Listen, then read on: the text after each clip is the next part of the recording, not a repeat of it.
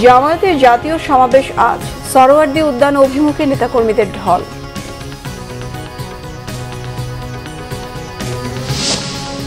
পাকিস্তানে বন্যা পরিস্থিতির আরো অবনতি, বাড়ছে মৃতের সংখ্যা।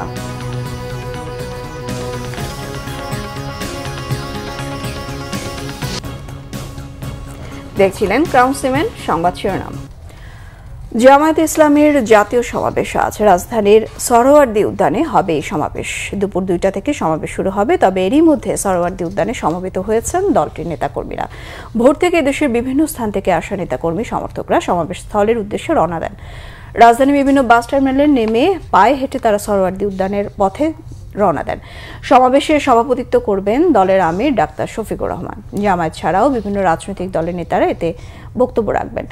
জামায়াত নেতারা জানিয়েছেন, অবাধ, সুষ্ঠু ও নিরপেক্ষ নির্বাচনের পরিবেশ সৃষ্টি, মৌলিক সংস্কার, জুলাই সনদ ও সংখ্যানুপাতিক পদ্ধতিতে জাতীয় নির্বাচন সহ 7টি বিষয়কে সামনে রেখে জাতীয় সমাবেশ করা হচ্ছে। জুলাই অভ্যুত্থানের সময় দেশ বিদেশে অন্যতম আলোচিত বিষয় ছিল নরসিংদী জেলা কারাগার। গত বছর 19 জুলাই জেলা কারাগারে হামলা ও ভাঙচুর, অগ্নিসংযোগ এবং অস্ত্র লুটের মতো ঘটনা ঘটে। পালিয়ে যায় 826 জন কয়েদি। এখনও ধরাছোঁয়ার বাইরে তাদের অনেকেই। নরসিংদী প্রতিনিধি লক্ষণ বর্মনের তথ্য ছবি নিয়ে ডেস্ক রিপোর্ট। জুলাই গণঅভ্যুত্থানে উত্তাল ছিল ঢাকা সিলেট মহাসড়কে নরসিংদী জেলাও। অন্যান্য জেলা শহরের মতো নরসিংদীর শিক্ষার্থীরাও সড়ক অবরোধ করে বিক্ষোভ করেছে। চলে পুলিশ ও নিষিদ্ধ ছাত্রলীগের সঙ্গে শিক্ষার্থীদের ধাওয়া পাল্টা ধাওয়া, টিয়ারশেল নিক্ষেপ ও গুলি। আহত হন অনেকেই। পুলিশের গুলিতে নরসিংদীতে প্রথম শহীদ হন 9ম শ্রেণীর শিক্ষার্থী তাহমিদ ভুঁইয়া। তার শহীদ হওয়ার খবর পুরো জেলায় ছড়িয়ে পড়লে আন্দোলন আরো তীব্র হয়। জেলখানার মোড় ঢাকা সিলেট মহাসড়ক অবরোধ করে প্রতিবাদমূলক বিভিন্ন স্লোগান দেন আন্দোলনকারী শিক্ষার্থী ও স্থানীয়রা।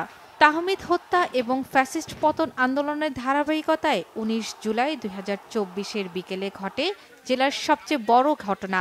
সেদিন নরসিংদী জেলা কারাগারের মূল ফটক ভেঙে ফেলে বিক্ষুব্ধ জনতা।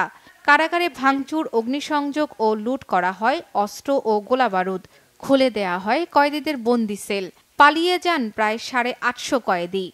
আন্দোলনকারীরা যখন জেলখানার ভিতরে ঢুকে, এদের মধ্যে একটা অংশ হচ্ছে গিয়ে যে সকল আসামি বন্দী আছে তাদের লকআপ ভাঙার দিকে চলে যায়, আর একটা অংশ কারাগারের কেস টেবিল সহ অন্যান্য স্থাপনাতে হামলা করে, ভাঙচুর করে এবং অগ্নিসংযোগ করে।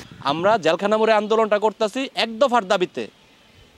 দফা 1 দাবি 1 স্বৈরাচারের পদত্যাগ। তার মধ্যেই বিক্ষিপ্ত কিছু জনতা এটা হয়তো ঘটিয়েছে। জেলখানা মোড়ের দিকে অগ্রসর হই, তখন গিয়ে দেখি ওইখানে অনেকে অস্ত্র, আপনার এই যে ডেক, পাতিল, তালা, চাল, নানা রকম জিনিসপত্র নিয়ে আসতেছে। এনকেএম স্কুলের শহীদ তাহমিদ, তার শরীরে গুলি লাগে এবং তার গুলিটা যে লাগে খুবই কাছ থেকে তার শরীরে গুলিটা লাগে, যার কারণে তার এখান থেকে শুরু করে পুরো শরীরেই তার গুলির ছাপটা দেখা গিয়েছিল। ঘটনার পর কারাগারটি সংস্কার করে পুনরায় বন্দি রাখার জন্য উপযুক্ত করা হয়। তবে এখনও উদ্ধার হয়নি 28টি অস্ত্র এবং 600-রও বেশি গোলাবারুদ। 1 বছরে আত্মসমর্পণ এবং পুলিশের অভিযানে কারাগারে ফিরেছেন 650-রও বেশি কয়েদি। বাকিরা এখনও ধরাছোঁয়ার বাইরে। 9 জন জঙ্গি ওই সময় পালিয়ে যায়। তো আমরা তাৎক্ষণিকভাবে 6 জনকে গ্রেপ্তার করতে সমর্থ হয়েছিলাম, আর 3 জন পলাতক ছিল। পরবর্তীতে তারাও সারেন্ডার করেছে এবং আপনাদের উদ্দেশ্যে বলতে চাই যে এই যে 9 জন জঙ্গি, এই 9 জন জঙ্গির 9 জনই কিন্তু এখন জামিনে বের হয়ে গেছে। 19 জুলাইয়ের মতো ঘটনা যে এটা নিরাপত্তার হুমকি তা না, এখানে মনের মাদকের বিষয় আছে, আরও কিছু বিষয় আছে। এই রাস্তার পর থেকে আমাদের ভিন্ন একেবারে রাস্তা এবং পেরিমিটার ওয়ালটা আপনি দেখছেন একেবারেই লাগোয়া। কারাগারের অবস্থান এরকম সাধারণত হলে অনেক ধরনের সমস্যা হতে পারে, বিধায় আমরা ওখানে না যাওয়া পর্যন্ত এর কার্যক্রমটা পুরোপুরি বেগবান করতে পারছি না। জেলা প্রশাসনের তথ্য অনুযায়ী জুলাই গণঅভ্যুত্থানে নরসিংদীতে শহীদ হয়েছেন 20 জন, আহত হন 450-রও বেশি। তবে বেসরকারি হিসেব অনুযায়ী আহতদের সংখ্যা 1000-এর বেশি। শর্মিলা কেয়া, বাংলা ভিশন নিউজ ডেস্ক। গত বছর আজকের এই দিনে ঢাকা সহ সারা দেশে কারফিউ জারি করে রাজধানীকে একখণ্ড গাজায় পরিণত করেছিল ফ্যাসিস্ট আওয়ামী সরকার। ওই দিন শুধু রাজধানীর উত্তরাতেই 11 জনকে হত্যা করা হয়। সারা দেশে নির্মমভাবে পুলিশি ও আওয়ামী লীগের হামলায় ঝরে পড়ে 56টি তাজা প্রাণ। কারফিউ জারি করেও ছাত্র জনতাকে দমাতে পারেনি আওয়ামী লীগ। কি ঘটেছিল সেদিন চুম্বক অক্ষ তুলে ধরছেন ওবায়দুল্লাহ মামুন। 18 জুলাই রাত থেকে সারা দেশে বন্ধ ছিল ইন্টারনেট সেবা বা কমপ্লিট শাটডাউন। 19 জুলাই সকাল থেকে সারা দেশে কারফিউ জারি। আন্দোলন হবে কিনা তা নিশ্চিত ছিল না ছাত্র জনতা। আগের দিন সরকার থেকে ঘোষণা দেওয়া হলো আন্দোলনে কোনো শিক্ষার্থী মারা গেলে দায় নেবে না সরকার। এমন পরিস্থিতিতে অনেক অভিভাবকই সন্তানদের বের হতে দেবে কিনা এমন দ্বন্দ্বে ছিলেন তারা। সেদিন শিক্ষার্থীরা পরিবারের নিষেধাজ্ঞা উপেক্ষা করে রাষ্ট্রকে বেছে নিয়েছিল। সকাল থেকে রাজধানীর রামপুরা টিভি সেন্টার এলাকায় ছাত্র জনতা ও পুলিশ, বিজিবি ও সেনাবাহিনীর সাথে সংঘর্ষ হচ্ছিল। রামপুরা বাজার এলাকা থেকেও আন্দোলনকারীরা এগিয়ে আসলে টিয়ারসেল, রাবার বুলেট ও সাউন্ড গ্রেনেড ছুড়ে ছত্রভঙ্গ করার চেষ্টা করে আইনশৃঙ্খলা বাহিনী। মুহূর্তেই পুরো এলাকায় রূপ নেয় রণক্ষেত্রে। সেদিন রামপুরায় হাসিনা বিরোধী আন্দোলনে যোগ দিয়ে এক চোখ হারান ঢাকা বিশ্ববিদ্যালয়ের শিক্ষার্থী জসিমউদ্দিন।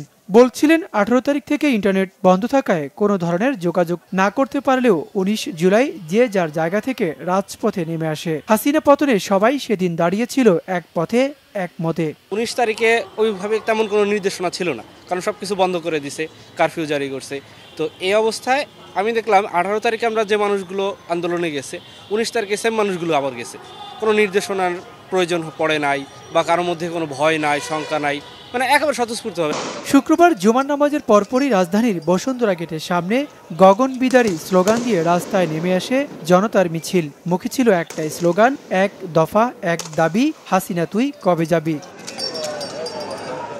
ওই দিন আন্দোলনের সম্মুখ যোদ্ধা ঢাকা বিশ্ববিদ্যালয়ের শিক্ষার্থী আবেদুল ইসলাম বলছিলেন, পুলিশের ছোড়া রাবার বুলেটে বসুন্ধরা এলাকা পরিণত হয়েছিল এক খণ্ডে গাজায়। পিতামাতার কথাকে উপেক্ষা করে সেদিন পিতামাতা রাষ্ট্র দুটার মধ্যে রাষ্ট্রকে বেছে নেওয়া, এটা একটা বিশাল সিদ্ধান্ত ছিল বাংলাদেশের শিক্ষার্থীদের জন্য। তো বিকেলে টানা 2 বার হেলিকপ্টার থেকে টিয়ার গ্যাস এবং রাবার বুলেট এবং গুলি ছোড়া হয়েছে।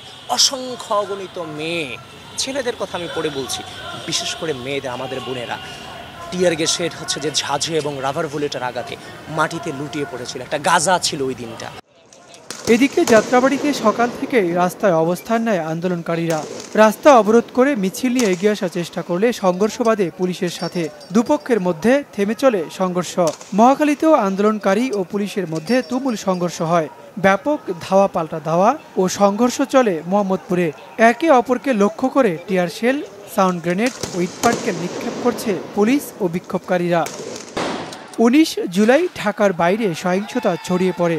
বিভিন্ন মহাসড়ক বন্ধ করে আন্দোলনে নামেন ছাত্র জনতা। পুলিশি হামলার প্রতিবাদে বিক্ষুব্ধ জনতা সেদিন বিভিন্ন থানায় হামলা চালায়।